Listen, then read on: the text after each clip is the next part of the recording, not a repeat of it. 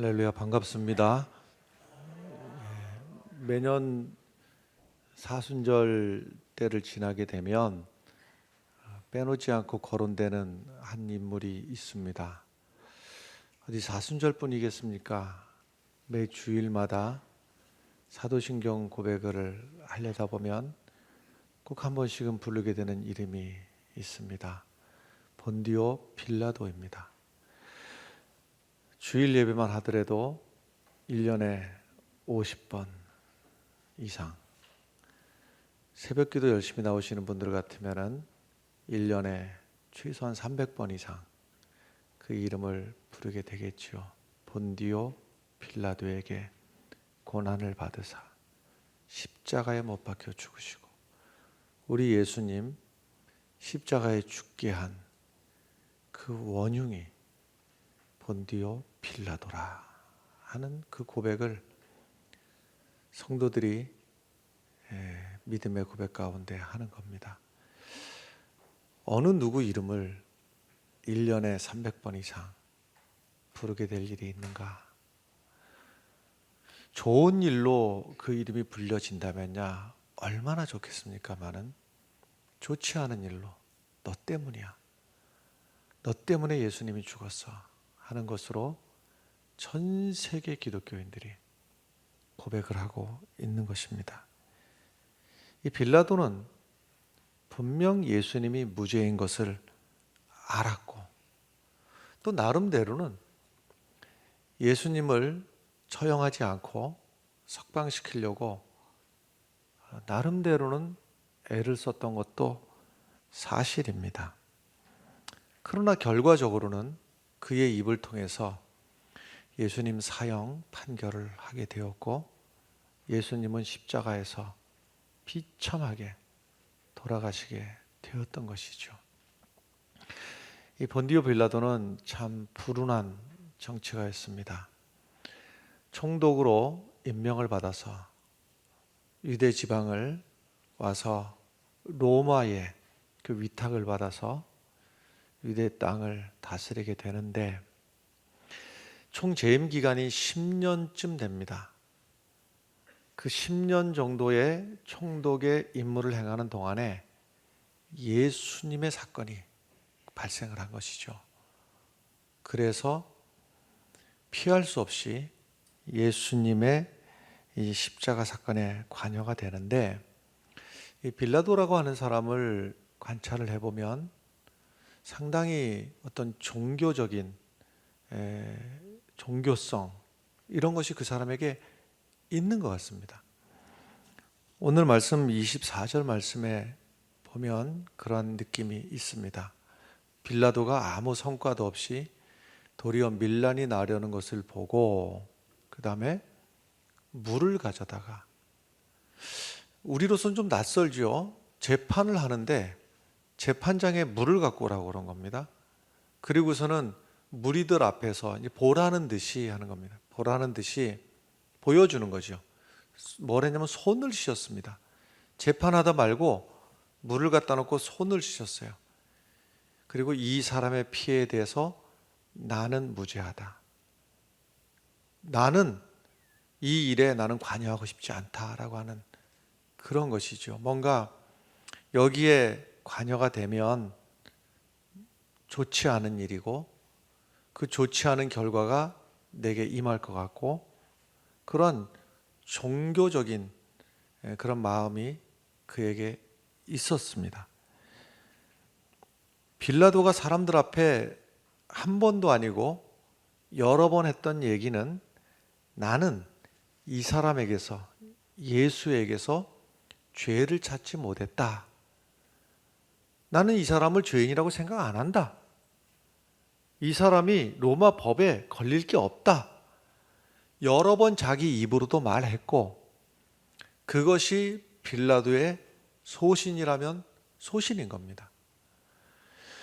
당시의 로마의 행정가들은 공통적으로 이 법률에 대해서는 아주 전문가들이었습니다. 왜 그런가 하면 제국이 돼서 로마 제국이 주변에 있는 나라들을 다 이렇게 점령해서 다스리는 데는 이헐령 비헐령, 이럴 때는 이러고 저럴 때는 저러고, 이래서는 다스릴 수가 없습니다.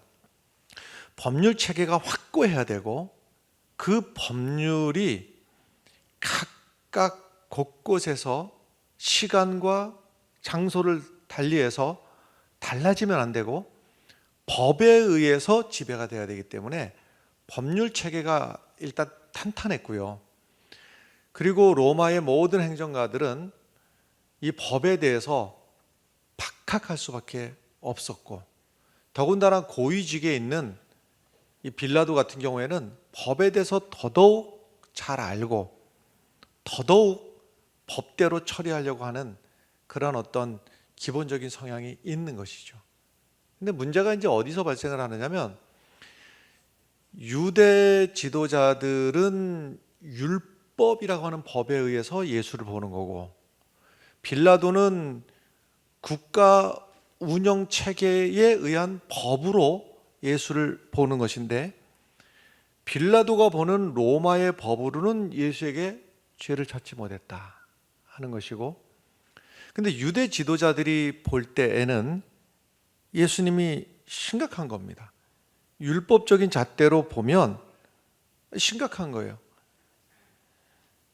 예수님이 여러 가지 유대 지도자들에게 걸림이 되는 게 많이 있었는데, 예를 들면 안식일법, 예수님과 그 제자들이 무시하는 것처럼 보였죠. 안식일날 병자를 고쳐주고, 안식일날 밀밭을 지나가다가 밀을 훑어가지고서는 먹는 일, 이런 일들이 유대 지도자들의 눈에 볼 때는 가시처럼 보였어요. 그 다음에 또 걸리는 것이 정결법. 식사를 하기 전에는 손과 발을 씻어야 되는데, 발까지는 못 씻는다 하더라도 손이라도 씻어야 되는데 그러지 않고 떡을 집어 먹는다든지, 이런 일들이 율법에는 딱 걸리는 일입니다. 근데 이제 그 여러 가지도 아주 못마땅한 일이었으나, 이거는 더 이상 용서할 수가 없는 그 죄목이 무엇인가 하면, 예수님이 내가 하나님의 아들이다. 이거는 유대인들에게는 견딜 수가 없는 겁니다. 이거는 신성 모독입니다. 그래서 다른 것들도 눈에 영 가시 같은 그런 상황이었지만은, 내가 하나님의 아들이다 하는 것은 신성 모독입니다. 그 신성 모독에 해당되는 그 죄의 결과는 죽여야 되는 겁니다. 율법에 의해서는 예수를 죽여야 되는 거예요. 근데 빌라도가 보는 관점은 로마의 법으로 보면 내가 하나님의 아들이다, 이게 로마 법에 걸릴 데가 없고, 그건 신앙의 문제이고, 그래서 이 빌라도가 볼 때는 별 문제가 되질 않아요. 그래서 빌라도는 한편으로다가는 자기의 법률 체계, 자기의 판단에 의하면 예수는 죄가 없는데, 상황적으로는 예수를 죽여야 될 이 상황, 그래야지 주변이 평안해지고 이 많은 사람들의 요구를 들어줄 수밖에 없는 이러한 상황이었습니다. 빌라도에게는 절대 권력이 있었죠. 절대 권력이라는 것은 로마로부터 위임받은 이 유대 지역에서의 모든 판단, 그리고 어떤 행정적인 그런 행위, 이것은 절대 위임을 받았기 때문에 모든 것을 할 수가 있습니다. 그래서 빌라도 자신도 예수님에게 그 사실을 말했죠. 내가 너를 놓아줄 권세도 있고 내가 너를 죽일 권세도 있다. 모든 권한을 빌라도는 가지고 있는 겁니다. 심지어는 이런 제안도 합니다. 유대인들에게 이 사람에 대해서 나는 관여하고 싶지 않으니 너희 마음대로 해라. 이 말은 적당히 데리고 나가서 너희들이 적당히 예수를 그렇게 원하는 대로 죽이든지, 그러면 내가 눈 감아줄게. 근데 이제 반대로다가 유대인들은 아니라고, 우리에게는 사람을 죽일 수 있는 권세가 없으니 로마법에 의해서 당신이 처형을 해라 하는 요구를 하게 되는 겁니다. 빌라도가 해야 될 일은 한 가지밖에 없습니다. 사실은 무죄, 석방, 이것밖에 없는 거예요. 자기 말로도 이 사람에게서 죄를 찾지 못했다 이렇게 말을 해놓고 결과적으로는 자기 말에도 어긋나고 자기 모순에 빠지는 그런 결정을 하려니까 뭐래도 예수에게서 죄의 근거를 찾고 싶으니까 자꾸 묻는 거예요. 예수님에게 반복하는 질문이 뭐냐면 네가 유대인의 왕이냐? 이거를 자꾸 묻는 겁니다. 지금 로마에서는 유대 땅을 다스리는 왕을 임명을 해놓은 상태죠. 헤롯이라고 하는 사람이 임명이 됐었고 그 헤롯이 죽은 다음에는 헤롯의 세 아들이 유대 땅 셋을 나눠가지고 각각 다스리는 왕으로 분봉왕으로 그렇게 삼고 있으니 네가 왕이냐 유대인의 왕이냐 하고 물었을 때에 거기서 예수님이 어떤 반응에 따라서는 현행 로마의 법에 의하면 왕들이 있는데 네가 왕이라고 주장을 하면 이거는 반란이 될 수도 있고 국가 체계를 부정하는 일도 될 수가 있으니 자꾸 묻는 물음이 네가 왕이냐 하는 것을 묻게 되는 거예요. 예수님의 대답이 요한복음 18장 36절에 좀 깁니다마는 이렇게 나와 있어요. 예수께서 대답하시되 내 나라는 이 세상에 속한 것이 아니니라. 만일 내 나라가 이 세상에 속한 것이었더라면 내 종들이 싸워 나로 유대인들에게 넘겨지지 않게 하였으리라. 이제 내 나라는 여기에 속한 것이 아니니라 이랬어요. 이 말을 빌라도가 이해를 했는지를 모르겠어요. 이 말을.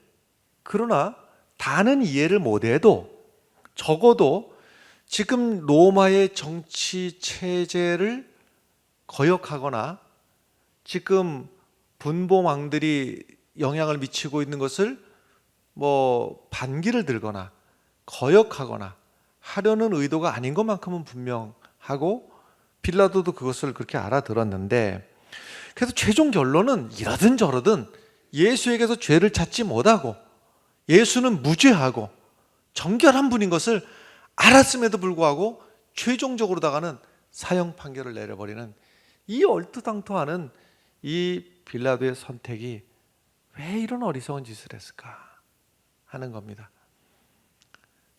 무엇보다도 빌라도 귀에 지금 들려오는 소리는 아우성 치는 소리가 먼저 보이기 때문에 그런 거예요.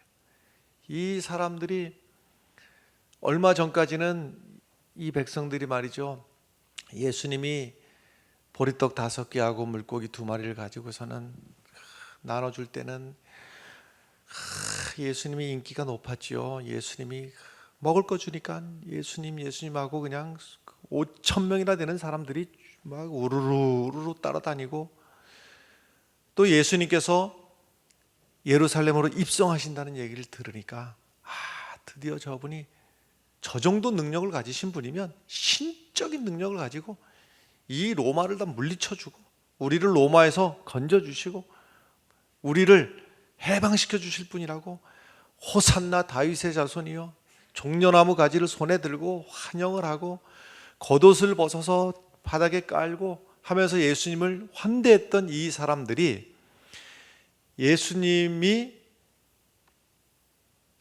도살장에 끌려가는 어린 양과 같이 아무 저항도 하지 않고 재판받으시고 조롱당하시고 모욕을 당하시는 이 과정을 보면서 사람들의 마음이 순식간에 돌변해버리는 거예요. 거기에는 이제 대제사장들, 바리새인들, 서기관들 이런 유대 지도자들이 뒤에서 이제 충동질을 했습니다마는 사람들이 예수에 대해서 죽이라고 예수를 십자가에 매달으라고 저 바라바라고 하는 저 악한 강도를 놓아주는 한 있더라도 이 예수는 죽여야 된다고 죽여라 십자가에 달아라 하고서는 아우성치는 이 소리를 거절할 수가 없는 거예요. 거절할 수가 없어요.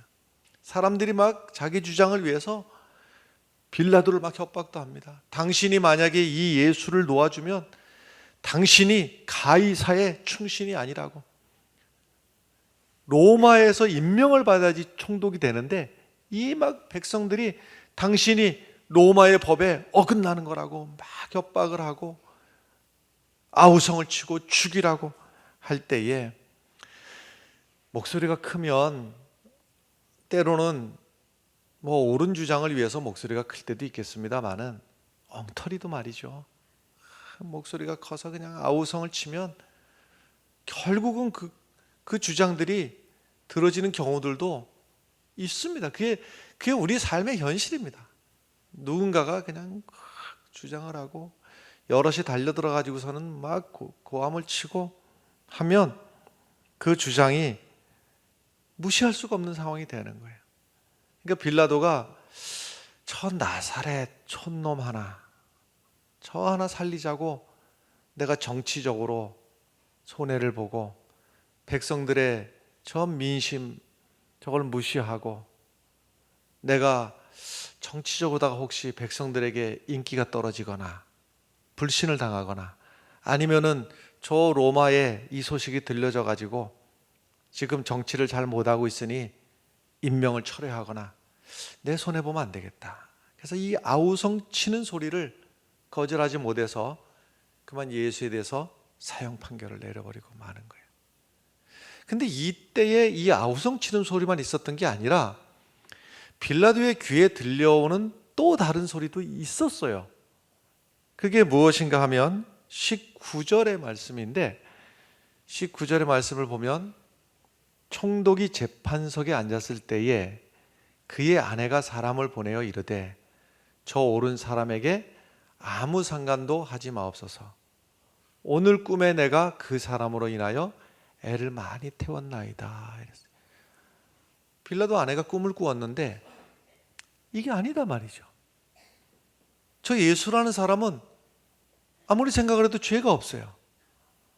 근데 가만히 보니까 자기 남편이 빌라도가 재판을 하는데 사람들은 와서 죽이라고 아우성을 치고 중요한 재판을 하는 것 같은데 이 일에 잘못 관여하면 안 될 것 같다는 생각이 들어서 재판정에 자기가 직접 가지는 못하고 사람을 보내서 자기 생각을 전한 거예요. 그 생각을 전했으니까 아무개가 그 아내의 이야기를 듣고 와가지고 뭐 빌라도에게 아마도 귓속말로 했겠죠. 귓속말로 사모님께서 보내셨는데 요만저만 꿈을 꿨는데 이 일에 관여하지 말라고 그럽니다. 이 사람은 죄가 없습니다. 하고서는 속삭였을 거예요. 그러니까 한편으로다가는 아닌 줄 알지만 아우성 치는 사람들의 이 소리와 내 귓속에 들려지는 이 작은 소리지만 옳은 소리, 진실된 소리와 여기에서 빌라도가 선택을 한 것이 아우성 치는 이 소리 아닌 줄 알면서 그게 아닌데 그 선택이 빌라도의 심각한 문제였던 거예요. 성경에 보면요, 이 하나님의 사람들, 하나님 앞에 쓰임받은 사람들, 하나님 앞에 선택받은 사람들의 공통점이 희미하지만 미세하지만 작게 들리지만 진실된 소리를 외면하지 않았던 거예요. 그 소리를 들은 거예요. 모세가 호렙산에 올라가서 어느 날 이상한 거예요. 떨기나무에 불이 붙었는데 불이 붙는 거야 있을 수 있는 일인데 그쪽 세계에서는 떨기나무 말이 나무이지 풀입니다. 풀. 이게 바람에 비벼지다가 후루룩 불이 타는 일이 흔하게 있는 일인데 후루룩 타버리고 말아야 되는데 불이 꺼지질 않는 거예요. 이상하다 하고 가서 보는데 세미한 하나님의 음성을 듣게 됩니다. 내 발에 신을 벗으라 하는 말이에요. 아무도 없어요. 모세밖에 없지만은 이 세미한 하나님의 음성을 듣고 모세가 그 음성 앞에 순종함으로 말미암아서 모세가 세상적으로 내세울 것도 없고 양을 키우는 목동의 신분으로 그리고 죄를 짓고 도망다니는 도망자의 신분이었는데 이 하나님의 음성을 외면치 않고 순종함으로 가서 저 애굽 땅에서 종살이하는 자기 민족을 다 해방시키는 일에 하나님 앞에 40년이나 쓰임받은 위대한 사람으로 서게 되는 거예요. 적당히 무시해도 될 말이지만 하나님이 주시는 그 음성을 듣고 그 음성에 귀 기울였을 때 하나님 앞에 선택받고 쓰임받는 사람이 되었던 거예요. 할렐루야. 엘리야도 마찬가지입니다. 엘리야가 이제 이세벨의 핍박을 피해가지고 저 동굴에 가서 숨었는데 처음에는 막 바람 같은 소리가, 엄청 요란한 바람 같은 소리가 나지만은 성경의 기록에 보면 거기에 하나님의 음성은 없었다. 바람 같은 소리가 나도 끔찍도 안 하는 겁니다. 그 다음에 지진 같은 소리가 막 나는데 하나님의 음성이 거기 없었다고 그랬어요. 그러니까 지진 같은 소리가 나도 끔찍도 안 하는 거예요. 바람이 일든 지진이 일어나든 끔찍도 안 하다가 다 지나가고 나서 세미한 하나님의 음성이 들렸다 그랬어요. 세미한 하나님의 음성이 들리지만 이 말씀이 진실된 말씀이기 때문에 세미하게 들리지만 그 음성 앞에 순종함으로 나가서 하나님 앞에 위대한 사자로 쓰임을 받게 되는 겁니다. 예수님은 안 그랬습니까? 예수님이 40일간 광야에 나가서 금식하시고 기도하시고 하던 중에 얼마나 유혹의 소리, 참 들을 만한 아우성치는 소리를 듣습니까? 이 떡을 가지고, 그럴듯하죠? 이 돌을 가지고 떡을 만들어서 사람들에게 쫙 뿌려주면, 한마디로 경제 대통령이 되면, 이 나라를 잘 먹고 잘 살게 해주면 사람들에게 인기가 높아지고 대단한 사람이 될 텐데 하는 이 충동질하는 소리에도 예수님은 거절하시는 거예요. 사람이 떡으로만 살 것이 아니라 하나님의 입에서 나오는 말씀으로 살 것이다. 또 유혹하는 소리가 요란하게 들리는 것이죠. 높은 성전에서 뛰어내려 봐라. 슈퍼맨이 돼가지고 높은 데서 확 뛰어내렸는데 짠 하고 사람들이 와 대단하다, 저 높은 곳에서 뛰어내서 슈퍼맨 같은 능력을 보여주면 사람들에게 인기가 높아지고 사람들이 와 하고 따르고 얼마나 좋겠느냐. 여기에서도 예수님께서는 노 하시는 거예요. 천하만국을 다 보여주며 절을 하며 이것을 갖다 최대의 권력자가, 성공자가 될 수가 있다, 유명인이 될 수가 있다 하는 이 외침에도 예수님께서는 주 너희 하나님을 시험하지 말라. 세미하지만 예수님이 끝까지 붙들었던 것은 하나님의 말씀을 붙들었던 거예요. 이 아우성치는 유명인이 되라, 사람들에게 존경받게 된다, 사람들에게서 모든 권력을 가지고 추앙받는 인물이 된다, 이런 소리에는 귀 기울이지 않고 마지막까지 하나님의 말씀 붙들고 시험을 이기고, 할렐루야. 이렇게 아우성치는 소리도 빌라도에게 들렸지만 한편으로다가는 작지만 귓속말로 들리지만은 진실된 소리도 들렸지만 아마도 또 하나의 소리가 빌라도에게 들렸지요. 양심의 소리입니다. 양심의 소리. 내 양심에서 이것은 아닌데 하는 거예요. 여러분, 우리도 이 양심의 소리를 들어야 되고 무시하지 말아야 됩니다. 여러분, 이것이 영성의 크기입니다. 내 심령에서 아닌데 그것을 무시하지 말고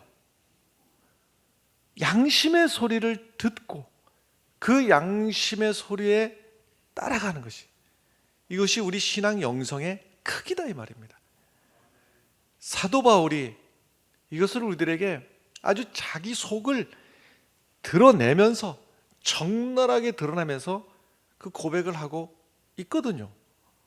로마서 7장인데 19절부터 해서 쭉 이어지는 말씀인데요. 로마서 7장 19절의 말씀에 보면 내가 원하는 바 선은 행하지 아니하고 도리어 원하지 아니하는 바 악을 행한다. 이게 사도 바울의 위대함입니다.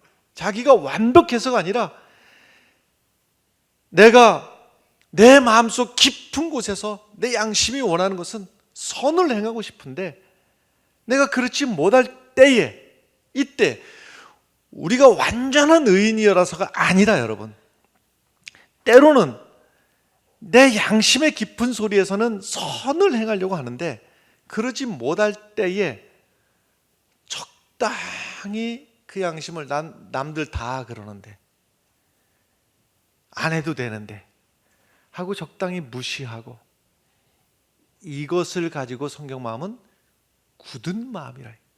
양심이 굳어져 버린 거예요. 양심이 굳어지지 않기를 바라요. 우리의 양심에 하는 소리를 아파할 줄 알아야 되고, 우리가 100% 선을 행하지 못한다 하더라도 내 양심의 소리 앞에서 아파할 줄 알아야 되고, 느낄 줄 알아야 되고, 찔릴 줄 알아야 됩니다. 계속 20절의 말씀에 보면 만일 내가 원하지 아니하는 그것을 하면 이를 행하는 자는 내가 아니요 내 속에 거하는 죄인이라. 내 안에서 죄가 나와서 행할 때 찔릴 줄 알아야 되고, 아파할 줄 알아야 되고, 느낄 줄 알아야 된단 말이에요.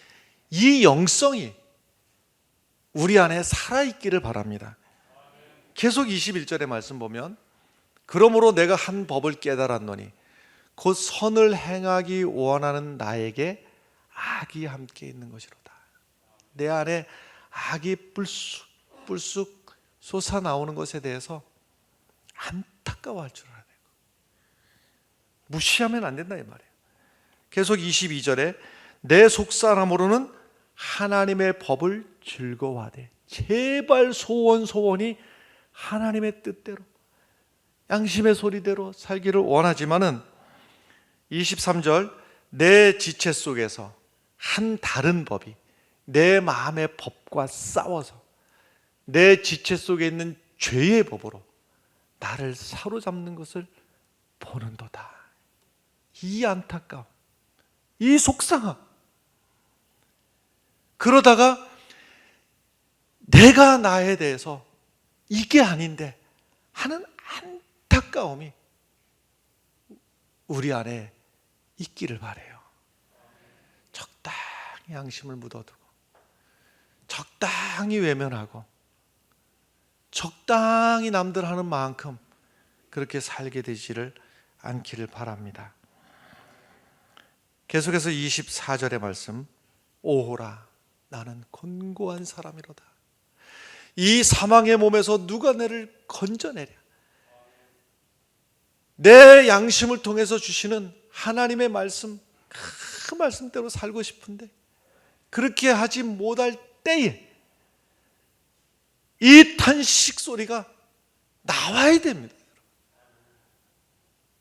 하나님의 뜻을 외면하고 살면서도 무감각하게, 하나님의 원하시는 바를 알면서도 무시하고 살면서 아무렇지도 않고 살아간다면 내 심령에 화인을 맞은 것이고 내 양심이 굳어버린 것이고 내 신앙이 부패해버리고 만 것이에요.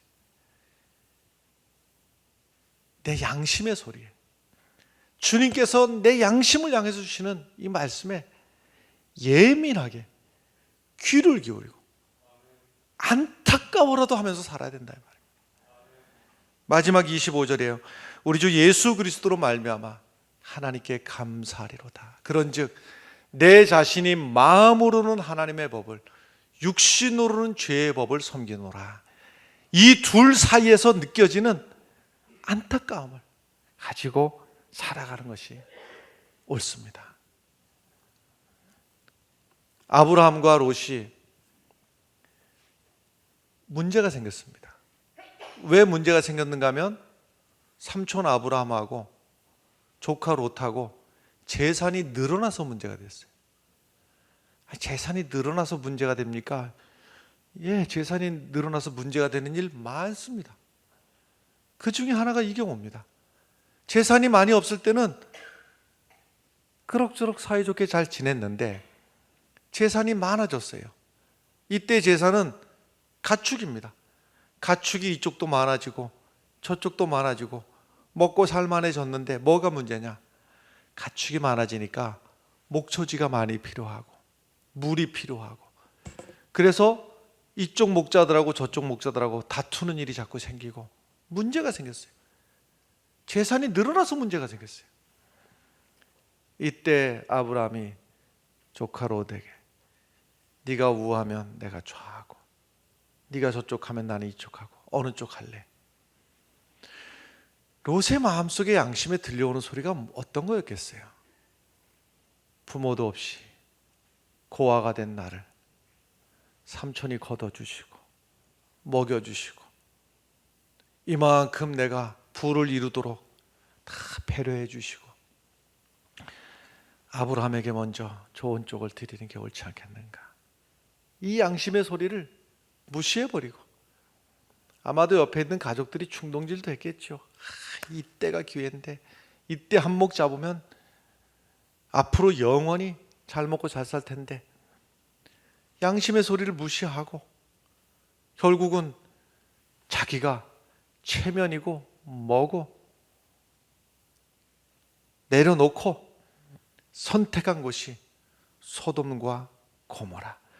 보기에는 거기가 기름져 보이고 좋아 보였으나 결국 마지막 이 선택이 소돔과 고모라가 인류 역사에서 멸망받은 땅으로 그 땅이 기록이 되었고, 거기서 자기 아내는 소금 기둥이 되었고, 세상에 말하기도 끔찍한 큰딸하고 동침을 해서 모압, 둘째 딸하고 동침해서 암몬 족속을 낳았으니 얼마나 부끄러운 조상이 되고 말았는가 하는 거예요.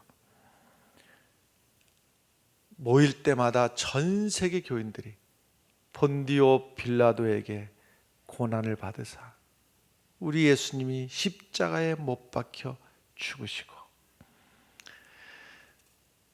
많은 사람들이 아우성 치는 것 따라가는 것이 쉬운 길인 것 같았으나 두고 불명예스럽고 씻을 수 없는 죄악의 선택이었습니다. 여러분, 우리가 사순절을 지내면서 하나님이 주시는, 내 마음속에 주시는 부담들이 있습니다. 적당히 무시하고 적당히 신앙생활하는 그런 성도들이 되지 않기를 바랍니다. 그게 무엇이 되었든지 간에. 그런데 여러분, 하나님의 선한 뜻을 따라 살아가려다 보면 우선 내 몸이 고단하기도 합니다. 뭐 단적인 예로다가 안 하던 새벽기도 하려다 보더라도 얼마나 고단한 일입니까? 무엇을 하더라도 그렇습니다. 무엇을 하더라도. 근데 우리가 예수님처럼 십자가에 달리는 일까지는 못한다 하더라도 이 손톱만한 신용이라도 여러분, 내 마음속에 주님 주시는 부담과 감동이 있다면 거절하지 않기를 바라요. 그게 주님의 은혜에 감사하면서 기도하는 자리로 나와야 되겠다는 마음이 들면 무시하지 마시기 바라요. 그게 기도가 되었던, 이때라도 내가 주님의 고난에 동참하기 위해서 내가 금식하며 기도를 해야 되겠다든지, 내가 늘 주의 복음을 전해야 되는데 이때만이라도, 이때 아니면 언제 하겠는가, 주의 복음을 내가 마음속에 두었던 내 이웃들에게 복음을 증거하는 일이든지, 선한 일을 행하는 일이든지, 헌금하는 일이든지, 어떠한 일이라도 내게 주시는, 내 마음속 깊은 곳에 주시는 하나님의 음성을 무시하지 말고 외면하지 말고 손톱만큼이든지 손바닥만큼이든지 한 걸음만큼이라도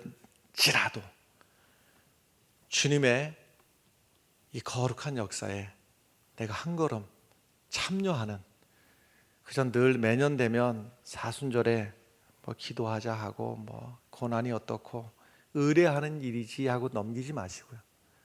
이 사순절 2주 남았습니다. 주님의 뜻이 무엇일까? 주님 기뻐하시는 일이 무엇일까? 한 걸음만큼이라도 참여하는 사순절 절기가 되기를 간절히 바랍니다. 기도하겠습니다.